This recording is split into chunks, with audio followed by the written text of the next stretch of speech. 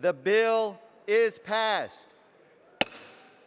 The U.S. House of Representatives on Thursday passed a measure that would allow so-called dreamers who came to the United States illegally as children a path to citizenship.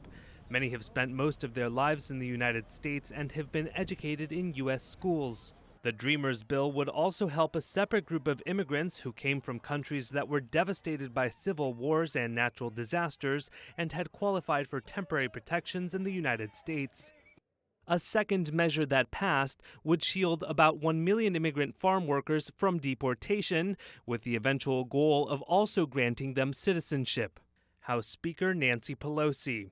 We are making a very big difference in how we respect the beautiful diversity of America. The legislation is the latest move by Democrats to try and reverse former President Donald Trump's hardline policies. But it also coincides with Democratic President Joe Biden's efforts to contain the number of migrants arriving at the U.S.-Mexico border, many of whom are fleeing dangerous conditions in Central America.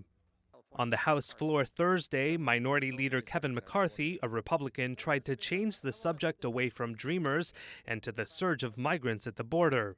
Mr. Speaker, the responsibility for this crisis rests squarely on the shoulders of President Biden.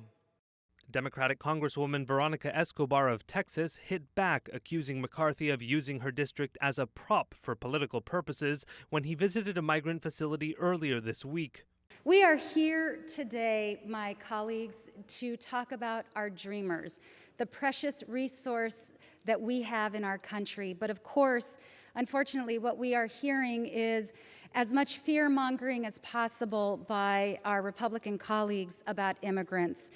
The southwest border situation hardened Republican opposition to helping dreamers, around 1.8 million young immigrants, many of whom made a perilous journey as children to escape gang violence in Honduras, Guatemala, and El Salvador. But the House proposals face an uphill battle in the Senate. Senate Republican leader Mitch McConnell said the bills would exacerbate problems at the border, giving them a slim chance of survival in the Senate, where a supermajority of at least 60 of 100 members are needed for most legislation to advance.